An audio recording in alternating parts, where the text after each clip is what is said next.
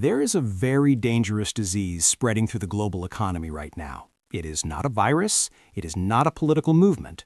It is a psychological condition called the money illusion. And in 2026, I believe this illusion is going to shatter, leaving millions of well-intentioned, hard-working people with a fraction of the wealth they thought they had. The money illusion is simple but devastating. It is the mistake of thinking in terms of the number of dollars you have rather than what those dollars can buy. If your house was worth $300,000 5 years ago, and today it is worth $500,000, you feel $200,000 richer. You might borrow against that equity. You might spend more freely. You feel successful. But if the price of bread, energy, insurance, and taxes has doubled in that same time, are you actually richer? No, you're running in place. The number got bigger, but the value stayed the same, or worse, it went down. We are living in a time of historic distortion. The central banks have flooded the world with liquidity. When you flood the world with money, asset prices go up, but value does not necessarily go up. This creates a trap. People confuse a rising price with rising wealth. They're not the same thing.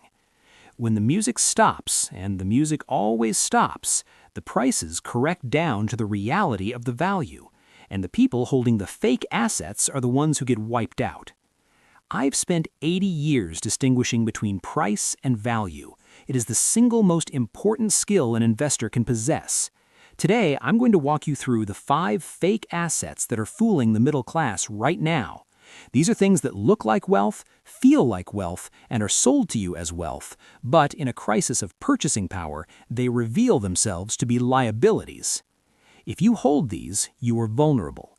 If you replace them with what I call real assets, you become bulletproof.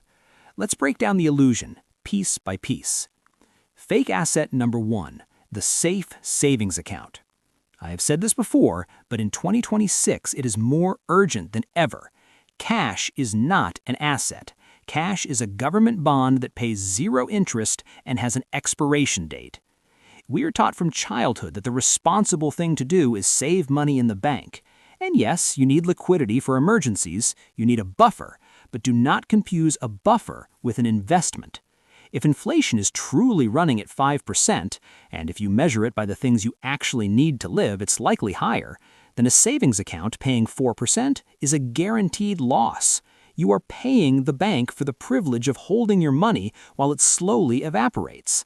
The money illusion makes you feel safe because the balance doesn't go down. $10,000 stays $10,000. But the purchasing power of that $10,000 is bleeding out every single day. It is the silent killer of wealth.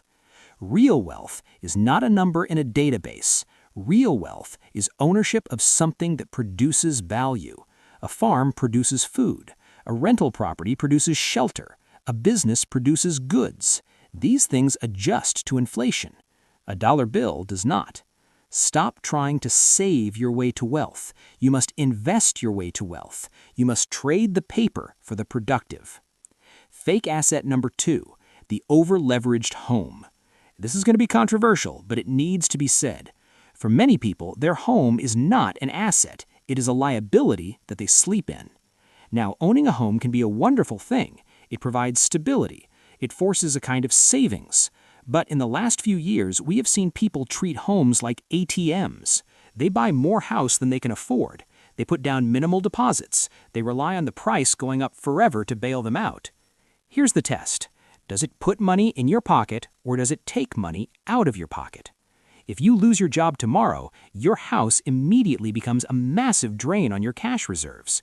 Property taxes, insurance, maintenance, mortgage interest, it eats cash. In a recession, an expensive house is often the anchor that drags a family underwater. Real estate investors, the professionals, buy for cash flow. They buy properties where the rent covers the expenses and leaves a profit. That's an asset. Buying a mansion you can barely afford because you think real estate always goes up is speculation. And in 2026, with interest rates structurally higher than we're used to, the era of free money in housing is over. Do not be house rich and cash poor. That's a fragile position. Be cash flow rich. live in a modest home, and own rental properties that pay for your lifestyle. That's the difference between looking wealthy and being wealthy. Fake asset number 3, speculative lottery tickets. The human brain loves a shortcut. We are wired to seek the path of least resistance. This is why lotteries exist. And in the financial markets, this manifests as speculation in assets that have no underlying value. I'm talking about meme coins. I'm talking about stocks of companies that have never made a profit. I'm talking about NFTs. The money illusion is strongest here. You see a price go from $1 to $100 and you think value was created. No, value was not created. Price was manipulated. When you buy a share of Coca-Cola, you are buying a stream of cash flows that will exist for 100 years. People will drink Coke in 2026, 2036, and 2056. When you buy a speculative token, you're buying the hope that someone else will pay more for it tomorrow. That is the greater fool theory. Eventually, you run out of fools. In 2026, liquidity is drying up. The central banks are pulling back. When liquidity dries up, the first things to die are the speculative assets. They go to zero, and they go to zero very fast. If your portfolio is full of things that don't produce cash flow, you do not own investments. You own gambling chips, and the casino is about to close. Fake asset number 4, the depreciating degree. For decades, we told young people, go to university, get a degree, and you are set for life. We treated education as an asset that pays dividends forever. But the world has changed. The cost of that degree has skyrocketed, while the value of the generic skills it provides has plummeted. We have millions of people with $100,000 in student debt and a degree that qualifies them for a job that barely pays the interest on the loan. This is a fake asset. It's a liability masquerading as an investment. In the age of artificial intelligence and global competition, the market does not care about your credential. It cares about your competence. Can you solve a problem? Can you sell a product? Can you code a solution? Can you lead a team? Real education is an asset, but real education often happens outside the classroom. It happens through reading. It happens through doing. It happens through mentorship. Do not assume that because you have a piece of paper, you are protected. You must be a continuous learning machine. You must upgrade your skills every single year. Your mind is the only asset that cannot be taxed, stolen, or inflated away. But it requires maintenance. If you are resting on the laurels of what you learned 20 years ago, you are depreciating. Fake asset number 5, luxury goods. This is the most obvious trap, yet it ensnares the smartest people. We live in a culture of signaling. We signal our status through cars, watches, clothes, and handbags. People buy an $80,000 car and tell themselves it's an investment. It is not. It is a consumer good that loses 20% of its value the moment you drive it off the lot. The wealthy do not buy luxury goods to become wealthy. They buy luxury goods after they are wealthy, using the income generated by their assets. There's a massive difference. If you buy the luxury good first, you are destroying your capital base. You are killing the soldiers before they can fight for you. Every dollar you spend on a status symbol is a dollar that could have been compounding in the S&P 500 for the next 40 years. The money illusion makes you think that looking rich is the same as being rich. They are usually opposites. The person driving the 10-year-old Toyota often has a bigger net worth than the person leasing the new Mercedes. One is buying freedom. The other is buying validation. Choose freedom. The pivot. What are real assets? So if cash, overpriced homes, speculation, degrees, and luxury goods are traps, what should you own in 2026? You should own things that are productive, scarce, and essential. Productive businesses. Own shares in companies that make real profits. Companies with pricing power. When inflation goes up, Procter & Gamble raises the price of toothpaste. You, the shareholder, get the benefit. You want to be on the side of the business that is charging the higher prices, not just the consumer paying them. Commodities and land. They are not making any more land. Farmland, specifically, is something I have always loved. It produces food. People need to eat. It is a hedge against the devaluation of the currency. Gold and silver play a role here too, not as growth engines, but as insurance policies against chaos. Your own earning power. Be the best at what you do. If you're in the top 1% of your field, you will always have pricing power. You can raise your rates. You can demand higher equity. Invest in yourself first. The Buffett Mindset for 2026. The transition from 2025 to 2026 is going to be psychologically difficult for many people. We are coming off a sugar high of cheap money and easy gains. The withdrawal symptoms will be real. You are going to see people panic. You are going to see anger. You are going to see headlines that make you want to sell everything and hide under the bed.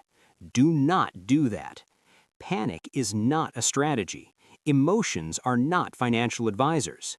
You need to adopt a cold, rational, mathematical view of the world. Price is what you pay. Value is what you get. Be fearful when others are greedy. Be greedy when others are fearful. Time in the market beats timing the market.